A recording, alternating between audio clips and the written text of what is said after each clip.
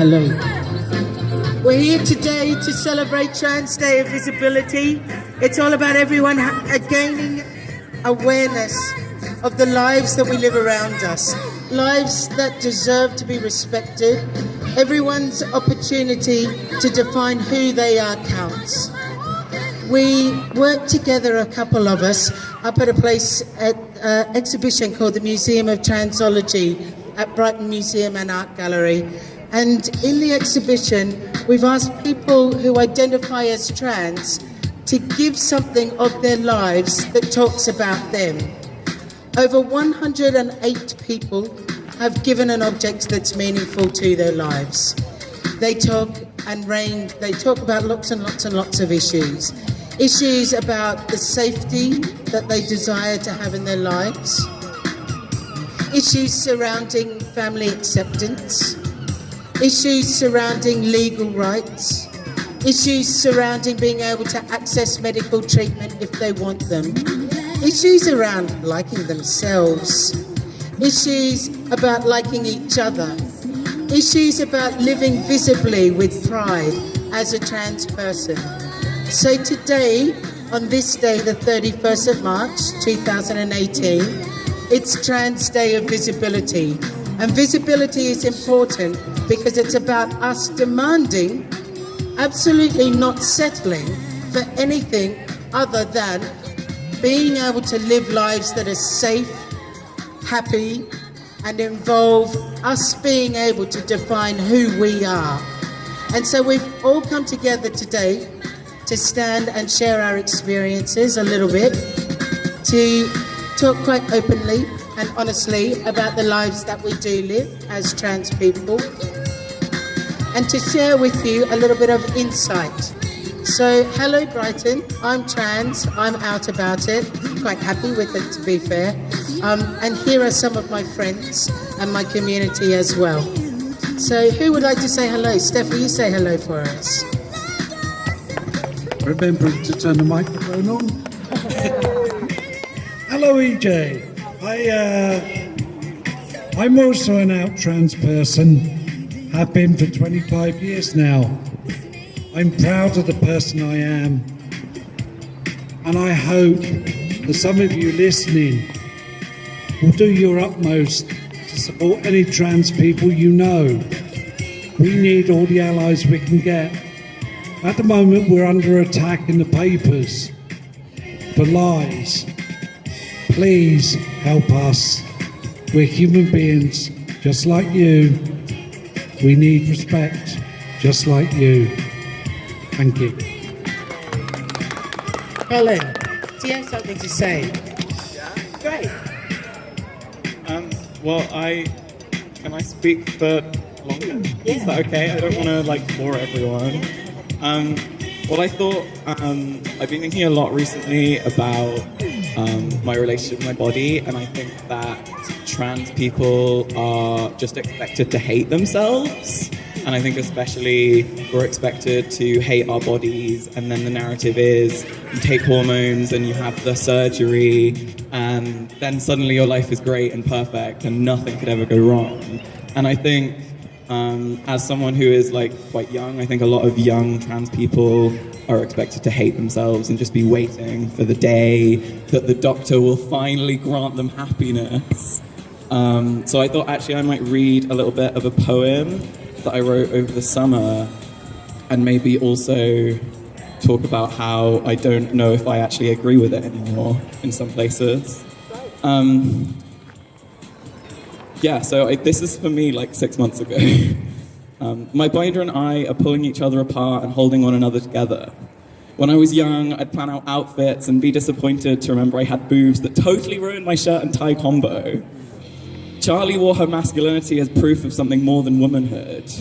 Colin, that's me by the way, for anyone that doesn't know, wears his masculinity with shame and disgust, as a symbol of being as queer as possible while also being comprehensible to my grandma. I told John Humphreys that I was sure of my manhood and of the estrogen pumping through my veins.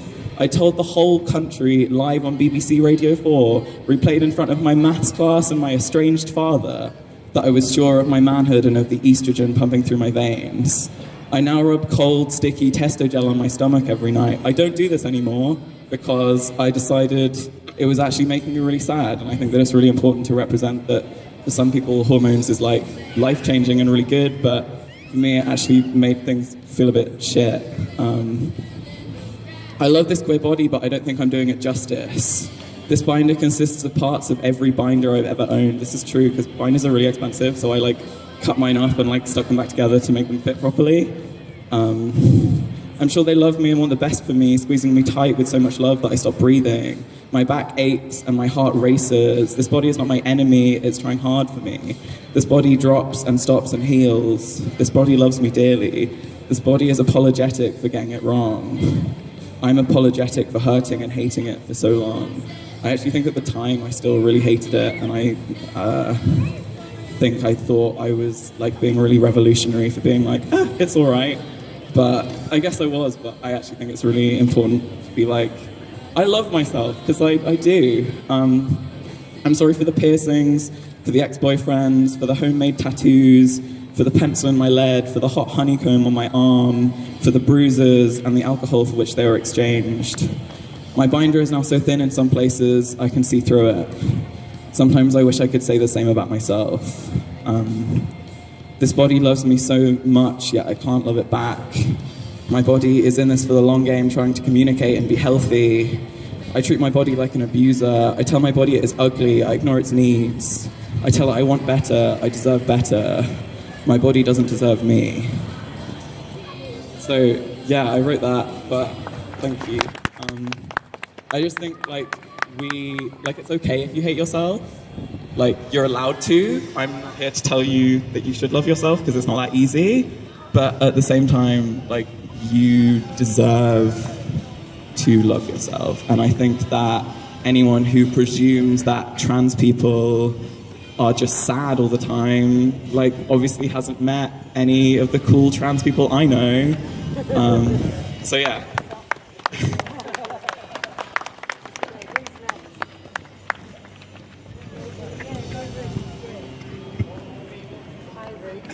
Hello, I'm Ruth.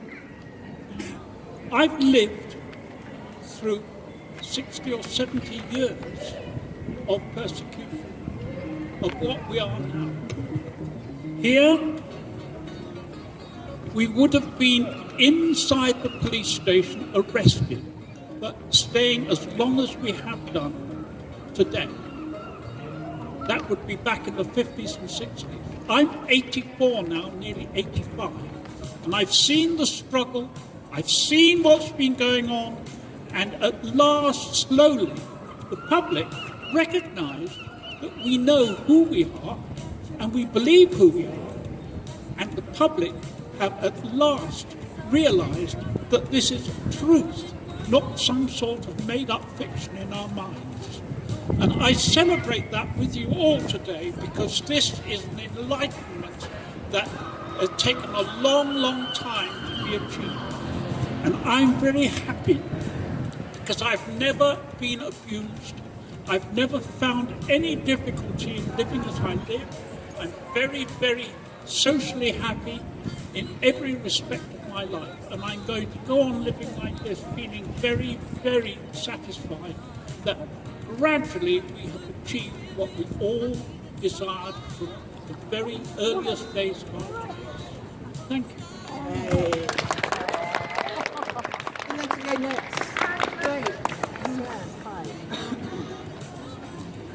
Hi, welcome. Oh, hello, Brighton.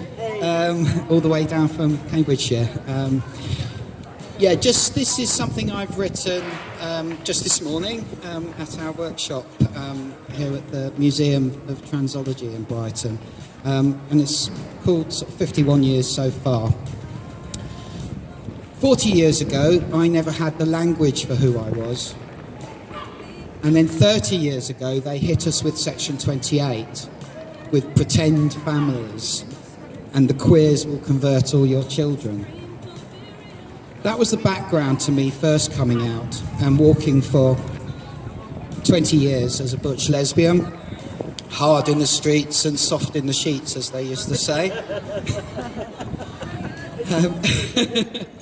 And 20 years ago, actually, I used to live in Brighton. In fact, I was the first manager at the Young People's Centre there, back when I walked in the world as a woman, squeezing myself into the only boxes that were available to me at the time. And then 15 years ago, seeing Make Me a Man on TV on Channel 4 and telling my then girlfriend, you know, I'd do that if I was younger. And it took another 5 years, 2 failed relationships and 4 house moves before I realised that I wasn't dead yet. All those years raging about the violence done to me by men, while terrified by my own maleness, and not having the language to tell my own truth of being. It took 42 years before I found my own words and began to walk in the world as a man. I began my training as a counsellor while walking as a woman and qualified being the man that I am today. I am here, I am visible, I am passionate. I cannot believe that 30 years on from Section 28, there are those I used to march with who would deny trans people the same respect and dignity we fought for together back then. Who would shame and stigmatise children, young people and us trans adults for daring to be true to ourselves or die. Our anger is righteous and we will move mountains for justice. Diversity is all around us in nature, so it's no wonder human beings reflect that in ourselves and in the stories we've told as long as we've been here as part of this living, breathing, ever-changing natural world. And as Audre Lorde said nearly 40 years ago, the master's tools will never dismantle the master's house. And my visibility is revolution.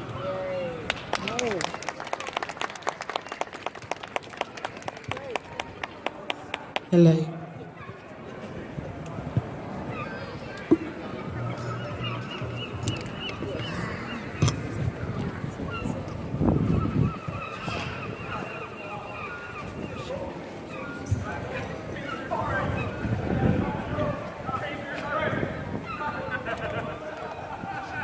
Hello?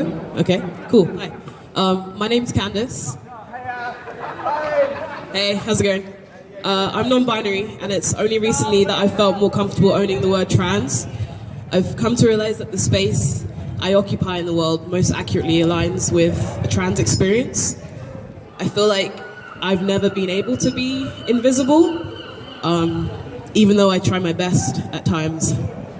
I basically just want to try and make myself as unnoticeable as possible, because visibility usually means having to deal with someone else's bullshit, and that's pretty messed up.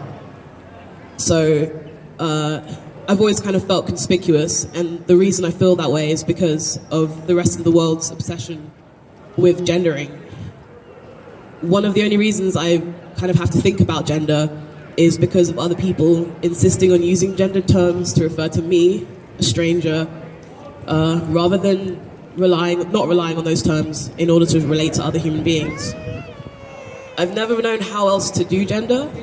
This is the only way I know how to be me. I long for the day when society allows more space for individuals like myself to live without these constant checks. When you're doing like run-of-the-mill, everyday, normal things like using a public bathroom or buying clothes, it's sort of like a pop-up ad. So like, I'm just gonna wait for this.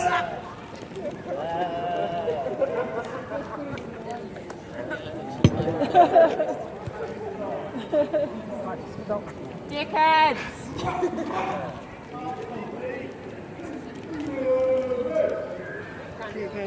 Cool, right, okay. That's exactly why we're here. Fucking wankers. Yeah, okay. Cool, so it's kind of like that actually. Just like people just coming in. It's like feedback as well. Okay, yeah, so those kind of disruptions and interruptions in your life, like every day, those kind of checks, whether it's about your race, whether it's about your gender, it disrupts you and it kind of discourages you from engaging with the world. So I was gonna say like something like, it's kind of like a pop-up ad. So it disrupts you momentarily. When they build up and compound, it kind of feels impossible to get anything done. So maybe you feel discouraged to try for fear of being misgendered and having to deal with strangers' mini meltdowns while they miss, sir you for the 100th time. If they just took me as a person, as I am, without trying to figure out who I am or what I am, that would be great. If only people realized you can relate to other people without having to first put them in a gender category in your head. And if everyone tried a bit harder not to gender people, it would make so much more room for people who just don't want to feel so conspicuous every day of their lives. And that's kind of all I had written down, but that's like my feelings about feeling trans and non-binary.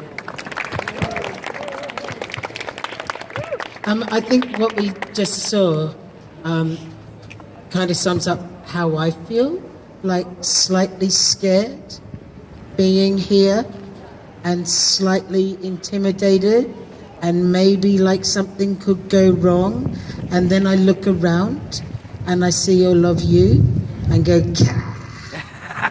come on, I'm having it. And that's kind of what life is like, isn't it? It's about taking just that one step when you can, and just that doing the little bit that you can. And when you do it, remembering how big that step actually was, and that you are really brave and strong, and then sometimes you're not, but that it's okay, because life is a spectrum as well, not just our genders. And this is what we're trying to do, is just live, is just get on with being all together. And I think that standing here like this in this naturally formed circle really kind of sums it up for me, because this is how I stay safe and healthy, and this is what protects me, is a spiritual circle of my friends gathering together and understanding and listening and kind of giving me this big trans hug. It goes, and it's why I stand here today outdoors, all the support I get from outside as well, the understanding that comes from people taking the time to understand my experience and learn from me is really valuable. And so that's where the visibility comes in, being able to talk out so that people learn more and understand more is what I have to give to the world with my transness. Is anyone else like to say something? We've got other people. Hi. My name's Tyler.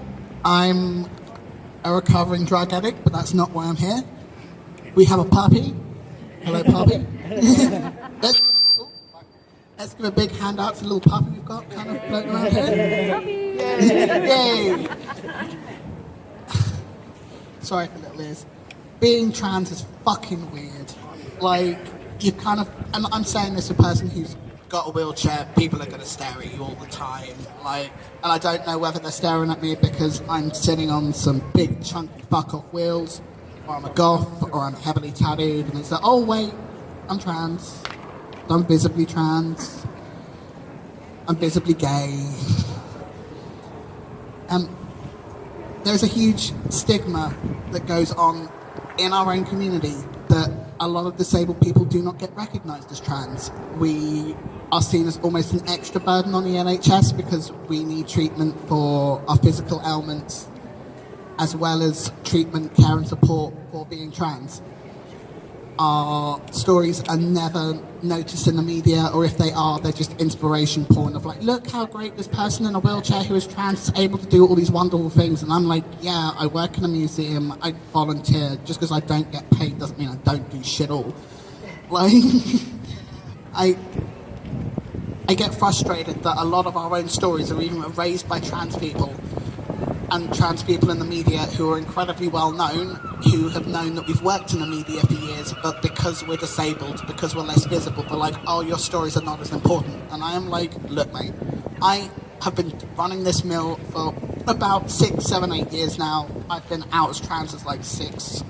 Like, tell everyone's story. Don't just tell the same white, able-bodied passing couple that they're all fine, and this is how the whole media portrays us. Like, we're angry, we're pissed off, we hate cops. It's a fucking like shit show to beat us. Like, don't portray us as these happy people. Like, let us be normal. And if we can't be normal, can we at least just have a little bit of fun with it? Like, we never get to have fun. Stuff like this is cool. I'm a bit embarrassed. There's kind of loads of people around. But, yeah. Cheers.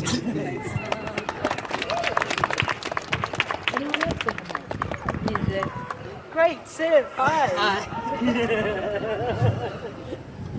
Excellent. Hello. Hello. Hi. I'm Seb. I'm terrified. Today's Trans Day of Visibility, and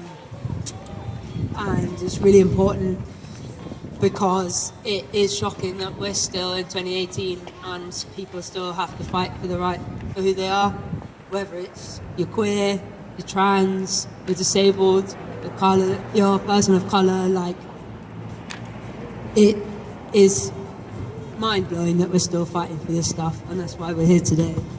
And I just want to say, which is what's on my flag, that trans people are just another person trying to get through the maze that is life. And also I think it's really important to say that although this is Trans Day of Visibility, it's always the choice of the person who is trans to be visible. It's never anyone else's choice. I think that's really important today to put that out there as well. So I write poetry, and I'm going to do some poetry.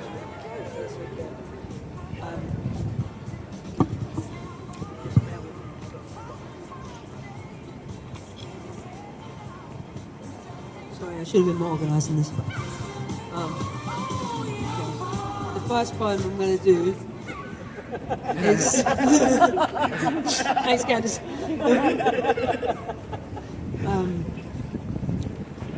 The first poem I'm going to do is called Alias. I'm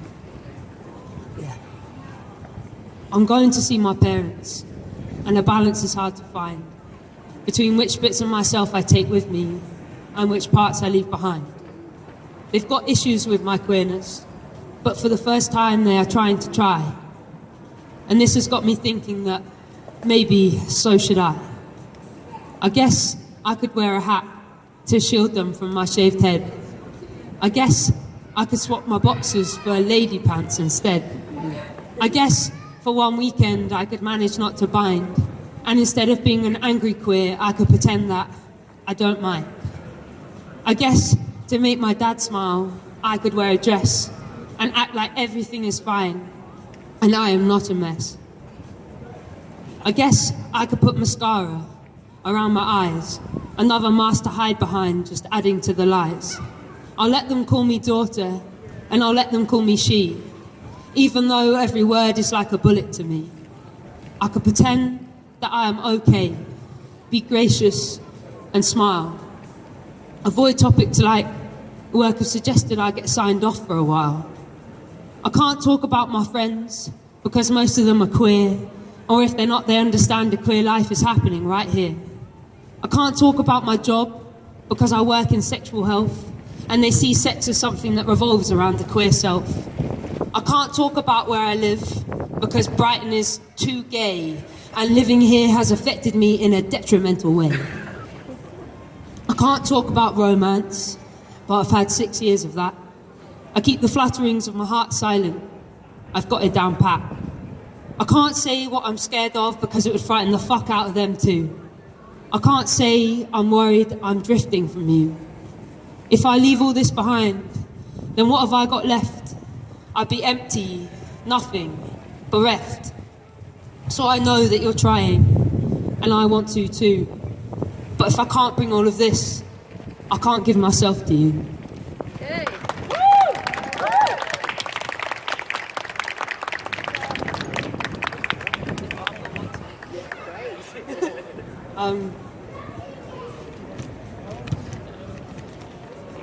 I might just do one more.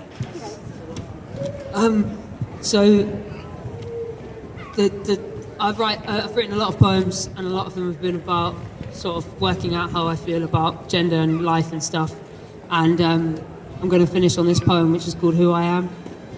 Just to put a warning out there that there's some strong language in this for people with kids around and stuff.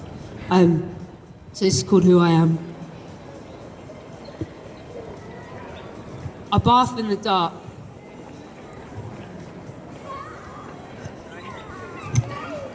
I bath in the dark, but by the flickering candlelight, I can see my body.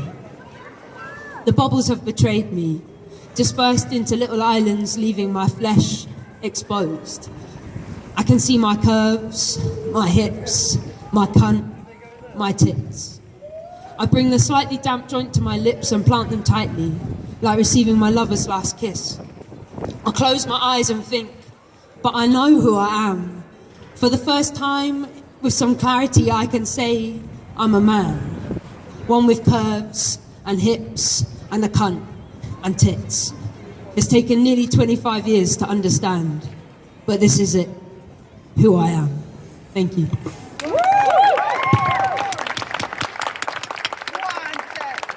Yay, sir. Anyone else? I haven't actually said what. Okay, Sniff.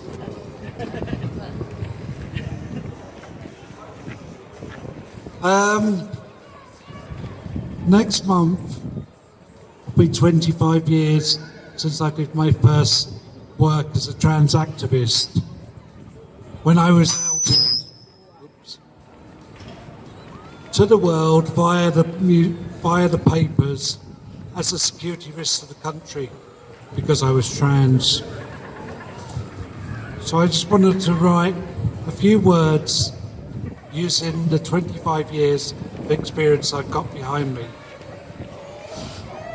No one person is an expert. No one trans person knows what it's like to be trans. We know what it's like to be ourselves, but we're all unique. We must always remember how much our history reflects who we are and who we're going to be. We learn by our mistakes, but we must also realise that we might hurt people. I did this 4 years ago. I didn't speak out for people of colour who were being hurt. I learnt, I apologised. I made myself a better person. I educated myself. Racism is everywhere. Like all discrimination, it needs to be challenged. Transphobia is everywhere. That also needs to be challenged. Any discrimination by anybody must be challenged, because otherwise you cannot live a full, varied life.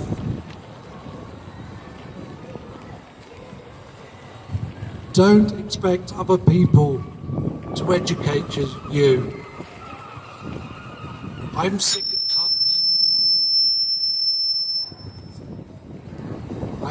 and tired of telling people what it's like to be trans. People come up to me, "Oh, I've never spoken to a trans person before. What's it like? Do you take tablets? What about the operation? How do your parents feel? What the hell's it got to do with them? It's about how I feel." We all have problems. I suffer from sensory deprivation. I suffer from mental health issues. I suffer from chronic fatigue. And things are hard. But at times like these, I look around me at the people, many of whom I've never seen before, but all are listening to what I say and are being friends and supporting me. And to you, I say thank you.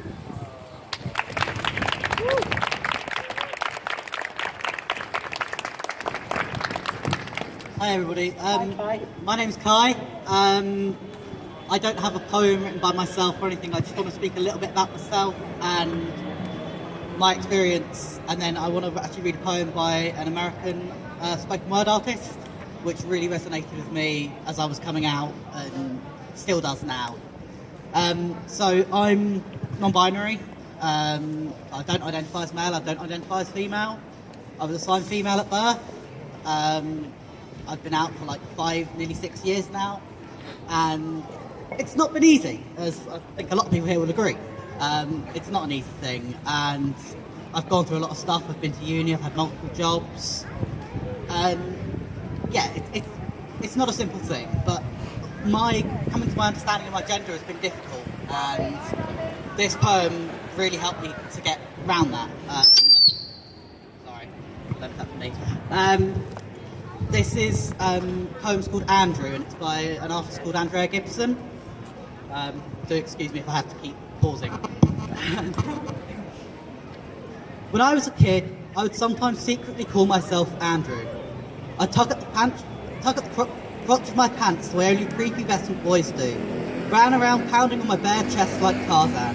It's not that I thought I'd grow up to be a man. I just never thought I'd grow up to be a woman either. From what I could tell, neither of these categories fit me.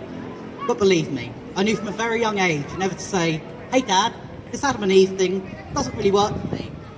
I mean, what about all the kinds of people in between? In the 3rd grade, Lynette Lyons asked me where all my Barbies were.